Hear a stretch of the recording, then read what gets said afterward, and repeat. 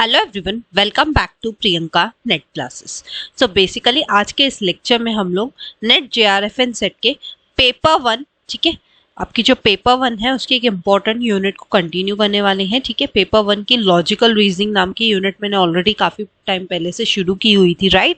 And आज उसमें मैं आपका एक सबसे इम्पॉर्टेंट टॉपिक आपको कवर अप कराने वाली हूँ, जो है स्क्वायर ऑफ ऑपोजिशन। इससे पहले ना ये 13th लेक्चर है हमारा, राइट। एंड इस लेक्चर में हम लोग स्क्वायर ऑफ ऑपोजिशन पूरा का पूरा एक ही क्लास में डिस्कस करेंगे, राइट। इससे पहले वाले 4 लेक्चर्स जो थे ना, 9 to 12th लेक्चर जो था मेरा लॉजिकल रीजनिंग का, उसमें मैंने क्या किया था, स्क्वायर ऑफ ऑपोजिशन को 4 डिफरेंट लेक्चर्स में ब्रेकअप करके आपको एक्सप्लेन किया था, राइट।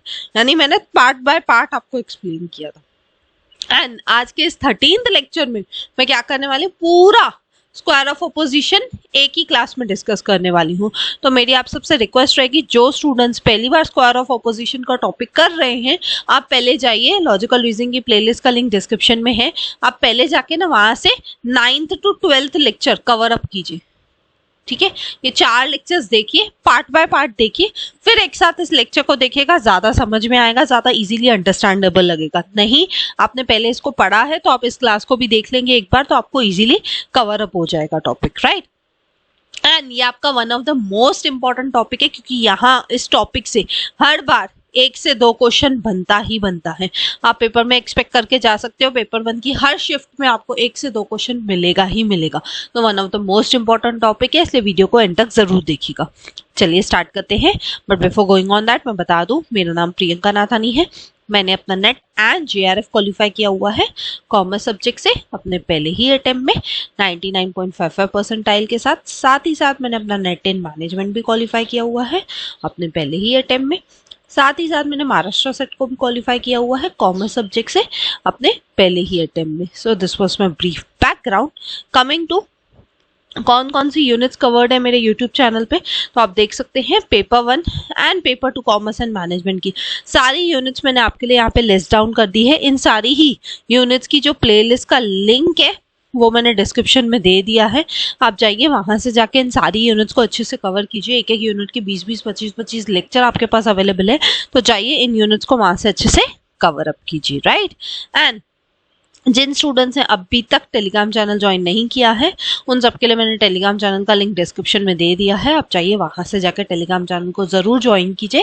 बिकॉज पेपर से रिलेटेड कोई भी नोटिफिकेशन या अपडेट्स आती हैं, या मेरे लेक्चर से रिलेटेड कोई भी अपडेट्स आती हैं, तो वो मैं आपके साथ टेलीग्राम पे जरूर से शेयर करती हूँ। चाहिए उस चीज का भी वहां से जाके बेनिफिट लीजिए, राइट। चलिए स्टार्ट करते हैं हमारा आज का टॉपिक, जो कि है स्क्वायर ऑफ ऑपोजिशन। अब कितने टाइप के स्क्वायर ऑफ ऑपोजिशन है? 4 टाइप के। सबसे पहला होता है कॉन्ट्राडिक्टरी, सेकेंड होता है कॉन्ट्ररी, थर्ड होता है सब कॉन्ट्ररी, एंड फोर्थ होता है सबअल्टर्न। फोर्थ कौन सा होता है? सबअल्टर्न। कितने स्क्वायर ऑफ ऑपोजिशन है? 4। सबसे पहला कौन सा है? कॉन्ट्राडिक्टरी, सेकेंड कौन सा है? कॉन्ट्ररी, थर्ड कौन सा है? सब कॉन्ट्ररी, एंड फोर्थ कौन सा है? सबअल्टर्न। ठीक है, अब ये क्या है, पहले तो हमें ये देखना पड़ेगा ना, ये ए ई आई ओ क्या है। तो ए स्टैंड्स फॉर ऑल, ए क्या डिनोट करता है? ऑल को। ई किसको डिनोट करता है? नो को। ठीक है, आई किसको डिनोट करता है? सम को। और ओ किसको डिनोट करता है? सम नॉट को। अब ये ए ई आई ओ क्या है, अगर आपको ये सब नहीं पता है, आप पहली बार सुन रहे हैं, तो लॉजिकल रीजनिंग की प्लेलिस्ट का लिंक मैंने डिस्क्रिप्शन में दे दिया है, आप 4th या 5th लेक्चर से देखना शुरू कीजिए। वहां पे मैंने ए ई आई ओ ये चारों चीजें एक्सप्लेन की है, अच्छे से डिटेल में एक्सप्लेन की है। इसलिए मैं हर बार बोलती हूँ हर एक लेक्चर में अपने कि प्लीज लेक्चर बाय लेक्चर देखिए, सो दैट एक बेटर क्लैरिटी आ जाए। अब मैं फिर से तो वो पूरा रिपीट नहीं करूंगी ए ई आई ओ क्या था, राइट। सिर्फ अभी नाम के लिए बता रही हूँ कि ए ई आई ओ है, बट डिटेल में जानना है तो पहले वाले लेक्चर्स देख के आइए, स्टार्ट टू एंड पूरी प्लेलिस्ट को कवर कीजिए, आपको जरूर से समझ आ जाएगा, राइट। सबसे पहले तो स्क्वायर ऑफ ऑपोजिशन कौन सा होता है? कॉन्ट्राडिक्टरी, है ना। कॉन्ट्राडिक्टरी का रिलेशनशिप किसके बीच में होता है? ए और ओ के बीच में, और ई और आई के बीच में। कॉन्ट्राडिक्टरी का रिलेशन किसके बीच में होता है? ए और ओ के बीच में, और इधर से ई और आई के बीच में, ठीक है। दूसरी तरफ कॉन्ट्ररी का रिलेशन, जो सेकेंड स्क्वायर ऑफ ऑपोजिशन है, उसका रिलेशन किसके बीच में होता है? उसका रिलेशनशिप होता है सिर्फ ए और ई के बीच में, ठीक है। तीसरी तरफ जो तीसरा हमारा स्क्वायर ऑफ ऑपोजिशन है, उसका रिलेशनशिप किसके बीच में होता है? आई और ओ के बीच में, ठीक है। और जो चौथा हमारा स्क्वायर ऑफ ऑपोजिशन है, उसका रिलेशनशिप किसके बीच में होता है? यहाँ पे भी दो रिलेशनशिप है, ए और आई के बीच में, ई और ओ के बीच में, ठीक है। अब एक एक करके देखते हैं, डिटेल में इसको फिर से समझते हैं, जो हमने लास्ट 4 लेक्चर में कवर किया था। एक एक करके डिटेल में विथ एग्जाम्पल्स, विथ रूल्स, सब कुछ फिर से समझते हैं, ठीक है। सबसे पहला स्क्वायर ऑफ ऑपोजिशन कौन सा है? सबसे पहला है कॉन्ट्राडिक्टरी। कॉन्ट्राडिक्टरी का रिलेशनशिप किससे डिनोट होता है? एक्स से। आप देख सकते हो ये डायग्राम में मैंने क्या बनाया, ऐसे एक्स बनाया ना, है ना। ए क्या है आपका? ऑल। ई क्या है आपका? नो। आई क्या होता है? सम। और ओ क्या होता है? सम नॉट, है ना। तो कॉन्ट्राडिक्टरी का रिलेशनशिप किसके बीच में होता है? कॉन्ट्राडिक्टरी का रिलेशनशिप आप एक्स से याद रख सकते हो। कॉन्ट्राडिक्टरी का रिलेशनशिप हमेशा किसके बीच में होता है? ए और ओ के बीच में, और दूसरी तरफ ई और आई के बीच में, ठीक है। क्रॉस में रिलेशनशिप होता है हमेशा कॉन्ट्राडिक्टरी का, ठीक है। कॉन्ट्राडिक्टरी एज अ कंसेप्ट क्या बोलता है कि अगर आप देखोगे कॉन्ट्राडिक्टरी के कंसेप्ट को, तो ये रूल्स से आप उसको समझ सकते हैं। Rules of contradictory as a concept क्या बोलता है? Between universal affirmative and particular negative. Contradictory का सबसे पहला रूल क्या है? ये यूनिवर्सल अफर्मेटिव और पर्टिकुलर नेगेटिव के बीच का रिलेशनशिप है। कैसे? देखिए, यूनिवर्सल अफर्मेटिव कौन सा है? ये ए आपका क्या है? यूनिवर्सल अफर्मेटिव है ना, ये मैंने आपको पहले के लेक्चर्स में एक्सप्लेन किया था। और ओ क्या है आपका? पर्टिकुलर नेगेटिव है। तो इन दोनों के बीच का रिलेशनशिप है ना। सेकेंड रूल क्या बोलता है? Between universal negative and particular positive. अब यूनिवर्सल नेगेटिव कौन सा है? यूनिवर्सल नेगेटिव हमारा ई होता है, राइट। ये मैंने पहले वाले लेक्चर्स में एक्सप्लेन किए। और पर्टिकुलर पॉजिटिव कौन सा है हमारा? आई। तो ई और आई के बीच का रिलेशनशिप होता है, ठीक है। यानी ये ए और ओ के बीच का भी रिलेशनशिप होता है कॉन्ट्राडिक्टरी, और ई और आई के बीच का भी रिलेशनशिप होता है, ठीक है। नेक्स्ट रूल क्या बोलता है? If one is true the other will be false definitely. अगर कोई भी एक स्टेटमेंट ट्रू होगी तो दूसरी को फॉल्स होना ही पड़ेगा। इसको एग्जांपल से देख लेते हैं बाकी रूल्स को, तो आपको एक बेटर क्लैरिटी आ जाएगी। क्या बोलता है? If one statement is true, अगर मैं अज्यूम कर रही हूँ चलो कि ये वाली जो स्टेटमेंट है ना, फर्स्ट वाली स्टेटमेंट, ये क्या है? ट्रू है, ठीक है। All girls are smart is true. अगर मैं इसको अज्यूम करती हूँ ये ट्रू है, ये राइट है, तो बट ऑब्वियस है दूसरी स्टेटमेंट क्या हो जाएगी? फॉल्स हो जाएगी। Some girls are not smart. जब मैं ऊपर बोलूँ सारी लड़कियां स्मार्ट है और नीचे मैं बोलूँ कुछ लड़कियां स्मार्ट नहीं है, तो ऐसा पॉसिबल है क्या दोनों स्टेटमेंट सेम टाइम पे ट्रू हो सकती हैं क्या? नहीं।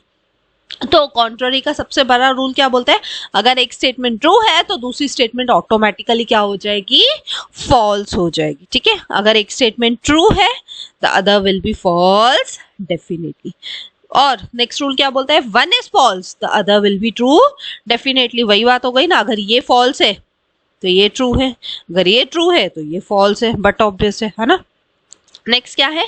नेक्स्ट रूल बोलता है if one statement is undetermined the other must be undetermined. अगर आपको एक के बारे में पता ही नहीं है कि वो ट्रू है कि फॉल्स है, तो आप दूसरे के बारे में बता नहीं सकते हो। जैसे कि say for example all girls are smart, true है कि फॉल्स है? मुझे पता है क्या? मुझे पता ही नहीं है कि ये स्टेटमेंट ट्रू है कि फॉल्स है, तो मैं कैसे बोल दूं कि some girls are not smart, है ना। सारी लड़कियों के बारे में ही जब मुझे श्योरिटी नहीं है, श्योरली पता ही नहीं है, तो मैं कुछ लड़कियों के बारे में, सम लड़कियों के बारे में कैसे बोल सकती हूँ कि वो स्मार्ट नहीं है, राइट। तो अगर एक स्टेटमेंट अनडिटरमाइंड है तो दूसरी भी कैसी रहेगी? अनडिटरमाइंड रहेगी, ठीक है। नेक्स्ट रूल क्या बोलता है? Both can not be true और false at the same time. दोनों ही स्टेटमेंट सेम टाइम पे ट्रू या फॉल्स नहीं हो सकती है। यानी दोनों ही स्टेटमेंट सेम टाइम पे ट्रू भी नहीं हो सकती, ठीक है। दोनों ही स्टेटमेंट सेम टाइम पे ट्रू भी नहीं हो सकती, दोनों ही स्टेटमेंट सेम टाइम पे फॉल्स भी नहीं हो सकती है। एक ट्रू होगी तो दूसरी फॉल्स होगी, एक फॉल्स होगी तो दूसरी ट्रू होगी, लेकिन दोनों ट्रू हो जाए या दोनों फॉल्स हो जाए ऐसा पॉसिबल नहीं है। क्यों पॉसिबल नहीं है? सोच के देखो, ऑल गर्ल्स आर स्मार्ट, अगर ये स्टेटमेंट ट्रू है तो some girls are not smart, ये स्टेटमेंट ट्रू कैसे हो सकती है? नहीं हो सकती है ना, है ना। तो दोनों भी स्टेटमेंट सेम टाइम पे ट्रू नहीं हो सकती है, ठीक है। नेक्स्ट क्या है, नेक्स्ट लास्ट रूल क्या बोलता है, have same subject but differs in both quantity and quality. इसमें क्या रहता है, कॉन्ट्राडिक्टरी में सेम सब्जेक्ट रहता है। जैसे कि से फॉर एग्जांपल यहाँ पे सब्जेक्ट क्या है, ये पूरे स्टेटमेंट में ऑल गर्ल्स आर स्मार्ट में सब्जेक्ट क्या है, गर्ल्स, है ना। और ठीक है, आपका जो सब्जेक्ट है वो क्या है, वो है आपका गर्ल्स, है ना। गर्ल्स क्या है, आपका सब्जेक्ट है ना। क्या बोल रहा है, have same subject but differs in both quantity and quality. लेकिन क्वांटिटी और क्वालिटी में फर्क है, दोनों में सब्जेक्ट तो सेम है गर्ल्स, है ना, लेकिन क्वांटिटी और क्वालिटी अलग है। क्वांटिटी मतलब, क्वांटिटी और क्वालिटी क्या होता है ये भी मैंने आपको लास्ट लेक्चर्स में एक्सप्लेन किया था। ये जो फर्स्ट स्टेटमेंट है ये पूरी की पूरी पॉजिटिव है ना, और ये जो सेकेंड स्टेटमेंट है ये थोड़ी नेगेटिव है ना। यहाँ पे भी देखोगे ये फर्स्ट स्टेटमेंट कैसी है, नेगेटिव है, सेकंड स्टेटमेंट कैसी है, पॉजिटिव है। तो क्वांटिटी और क्वालिटी में डिफरेंस है। क्वांटिटी क्या है, क्वालिटी क्या है, ये आप 5th 6th लेक्चर से लॉजिकल रीजनिंग की पूरी प्लेलिस्ट देख लीजिए। 5th 6th लेक्चर से कंटिन्यूस देखिए, आपको समझ में आ जाएगा ये क्वांटिटी क्वालिटी था क्या, राइट। अब मैं फिर से तो पूरा एक्सप्लेन नहीं कर सकती, बट ऑब्वियस है क्योंकि यहाँ पे हम सिर्फ और सिर्फ स्क्वायर ऑफ ऑपोजिशन पे फोकस करेंगे, राइट। आई होप आपको कॉन्ट्राडिक्टरी के सारे रूल्स विथ मैंने एग्जांपल्स के साथ आपको करा है, ताकि आपको एक बेटर क्लैरिटी आ जाए।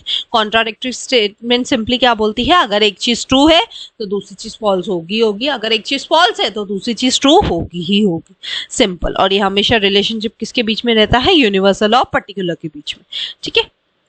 आई होप ये चीजें आपको क्लियर है। ये रूल्स आप लिख के रखिए, एग्जाम्पल्स लिख के रखिए, आपको याद रह जाएंगे फिर, राइट। नेक्स्ट क्या है, नेक्स्ट जो सेकेंड स्क्वायर ऑफ ऑपोजिशन है हमारा वो कौन सा है, वो है contrary. Second square of opposition कौन सा है हमारा, कॉन्ट्ररी। कॉन्ट्ररी का रिलेशनशिप किसके बीच में होता है, ए के बीच में, ए को हम ऑल बोलते हैं, और ई के बीच में, ई को हम नो बोलते हैं। ये रिलेशनशिप है किसका, कॉन्ट्ररी का। ये रिलेशनशिप किसका है, कॉन्ट्ररी का। किसके बीच में, ए और ई के बीच में। ए क्या है आपका ऑल, ई क्या है आपका नो। ए ऑल जिसको हम क्या बोल सकते हैं, यूनिवर्सल अफर्मेटिव भी बोलते हैं, और ई कैसा रहता है, इसको हम यूनिवर्सल नेगेटिव भी बोलते हैं। अभी यूनिवर्सल अफर्मेटिव क्या है, नेगेटिव क्या है, मैं बार बार बोल रही हूँ, इसलिए जिन्होंने नहीं देखा है प्लीज लॉजिकल रीजनिंग की प्लेलिस्ट का लिंक डिस्क्रिप्शन में है, 5th 6th लेक्चर से देखते आइए, पूरा आपको अंडरस्टैंडिंग आ जाएगी क्या था, क्योंकि मैंने वहां पे ये सब समझाया था, राइट। तो कॉन्ट्ररी का रिलेशनशिप किसके बीच में होता है, यूनिवर्सल अफर्मेटिव और यूनिवर्सल नेगेटिव के बीच में, यानी दो यूनिवर्सल के बीच में रिलेशनशिप होता है। एक तरफ है ए, दूसरी तरफ है ई, ठीक है। ऑल और नो के बीच का रिलेशनशिप है, ठीक है। अब इसके रूल्स देख लेते हैं। तो सबसे पहला रूल क्या बोलता है, ऑलवेज बिटवीन यूनिवर्सल्स। कॉन्ट्ररी हमेशा किसके बीच में रहता है, यूनिवर्सल्स के बीच में रहता है। आप यूनिवर्सल्स के बीच में ही देख सकते हैं ना, ये क्या है, ए क्या है आपका यूनिवर्सल अफर्मेटिव, ई क्या है आपका यूनिवर्सल नेगेटिव, तो दोनों यूनिवर्सल के बीच की ही बात है ना।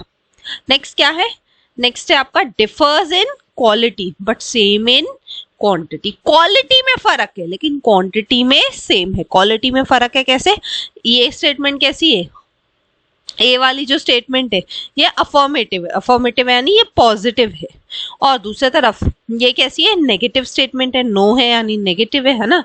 तो एक तरफ क्या है, आपकी क्वालिटी में फर्क है। क्वालिटी का फर्क क्या होता है, जब भी हम क्वालिटी की बात करते हैं ना, याद रखिएगा क्वालिटी मतलब पॉजिटिव और नेगेटिव, क्वालिटी मतलब पॉजिटिव और नेगेटिव। तो क्वालिटी में फर्क है लेकिन क्वांटिटी में दोनों भी सेम है, ठीक है। नेक्स्ट रूल क्या बोलता है, they can not both be true but they can both be false. दोनों सेम टाइम पे ट्रू नहीं हो सकते लेकिन दोनों सेम टाइम पे फॉल्स हो सकते हैं। कैसे, एग्जाम्पल से समझते हैं।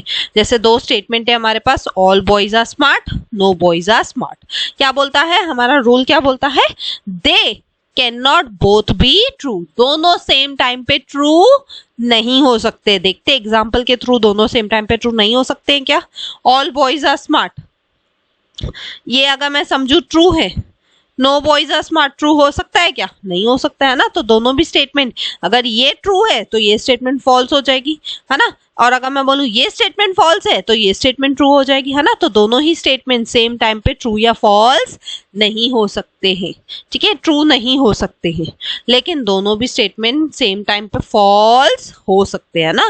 दोनों स्टेटमेंट फॉल्स हो सकते हैं ना। ऑल बॉयज आर स्मार्ट, सारे के सारे लड़के स्मार्ट है, फॉल्स है। नो बॉयज आर स्मार्ट, कोई भी लड़का स्मार्ट नहीं है, ये भी बात गलत है। तो दोनों स्टेटमेंट सेम टाइम पे फॉल्स हो सकते हैं, लेकिन दोनों भी स्टेटमेंट सेम टाइम पे ट्रू नहीं हो सकते, क्योंकि आप ऑपोजिट बात कर रहे हो तो दोनों स्टेटमेंट ट्रू नहीं हो सकते, है ना। नेक्स्ट क्या है, नेक्स्ट रूल बोलता है if one is true the other will be false definitely. अगर एक स्टेटमेंट ट्रू है तो दूसरे को फॉल्स होना ही पड़ेगा, है ना। अगर मैं बोलूं ऑल बॉयज आर स्मार्ट, ये स्टेटमेंट को मैंने अज्यूम किया है कि ये ट्रू है, तो बट ऑब्वियस है नो बॉयज आर स्मार्ट क्या हो जाएगी, फॉल्स हो जाएगी, है ना। जब सारे के सारे लड़के स्मार्ट हो गए, ये बात सच है, तो नो बॉयज आर स्मार्ट तो ऑटोमेटिकली कैसी हो जाएगी, फॉल्स हो जाएगी, ठीक है। नेक्स्ट रूल क्या बोलता है if one is false the other will be doubtful. अगर एक स्टेटमेंट फॉल्स है तो दूसरी कैसी रहेगी, डाउटफुल रहेगी। अगर ये स्टेटमेंट फॉल्स है ऑल बॉयज आर स्मार्ट, इसको मैंने अज्यूम कर लिया फॉल्स है ये स्टेटमेंट, तो अब ये ट्रू है, ये सेकेंड वाली स्टेटमेंट ट्रू है कि फॉल्स है, ये पता लगाना थोड़ा मुश्किल है, ठीक है। आई होप ये चीज आपको क्लियर है, कॉन्ट्ररी क्या है, कॉन्ट्ररी के रूल्स क्या है, मैंने विथ एग्जांपल आपको एक्सप्लेन करने की कोशिश की है ताकि आपको एक बेटर अंडरस्टैंडिंग आ सके, राइट। आगे बढ़ते हैं नेक्स्ट स्क्वायर ऑफ ऑपोजिशन की तरफ, हमारा थर्ड स्क्वायर ऑफ ऑपोजिशन जो कि है सब contrary. Third square of opposition कौन सा है हमारा, सब कॉन्ट्ररी, ठीक है। ये रिलेशनशिप किसके बीच में होता है, आई और ओ के बीच में, आई यानी कि सम, ओ यानी कि सम नॉट, है ना।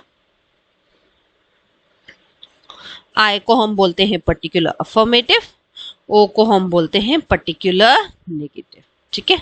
तो सब कॉन्ट्ररी का रिलेशनशिप किसके बीच में होता है, सम और सम नॉट के बीच में, आई और ओ के बीच में, या पर्टिकुलर अफर्मेटिव और पर्टिकुलर नेगेटिव के बीच में, ठीक है।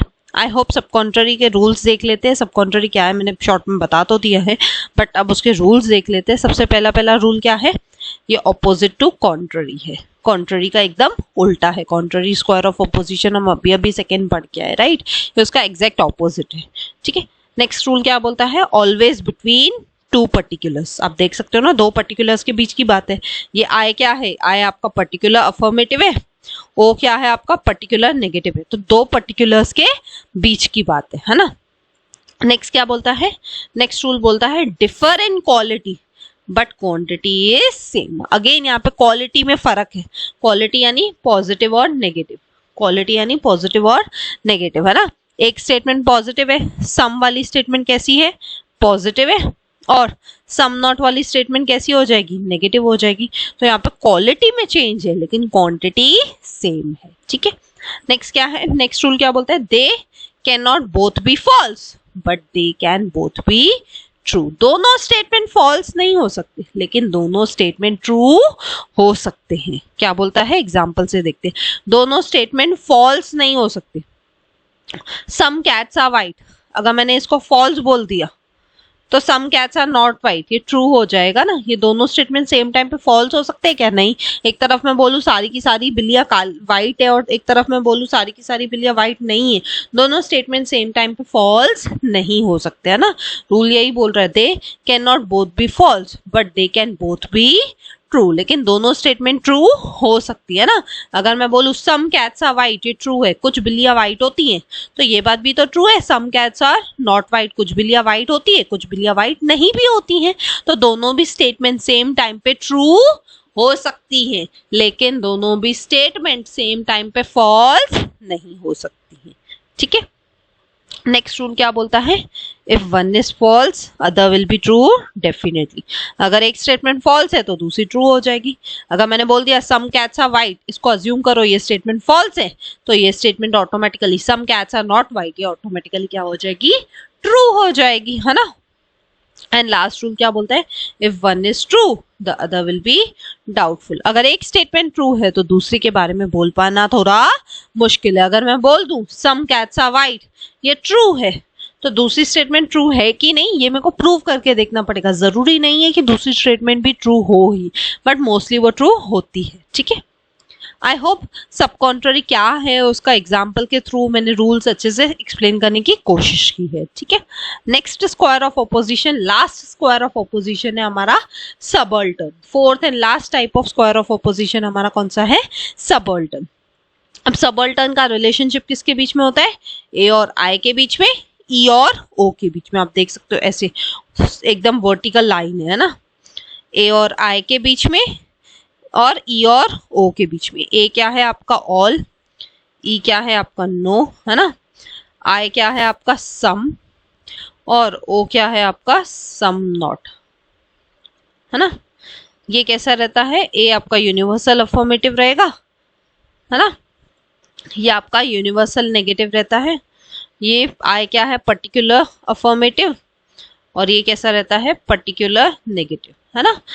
तो सबऑल्टर्न का रिलेशनशिप किसके बीच में आपको याद रखना है, ए और आई के बीच में, ई और ओ के बीच में, यानी ऑल और सम के बीच में और नो और सम नॉट के बीच में, ठीक है। या मैं इसको ऐसे भी बोल सकती हूँ, यूनिवर्सल अफर्मेटिव और पर्टिकुलर अफर्मेटिव के बीच में और यूनिवर्सल नेगेटिव और पर्टिकुलर नेगेटिव के बीच का रिलेशनशिप है, ठीक है। अब रूल्स देख लेते हैं तो बेटर क्लैरिटी आ जाएगी। सबसे पहला रूल ऑफ सबऑल्टर्न क्या बोलता है, बिटवीन यूनिवर्सल एंड पर्टिकुलर।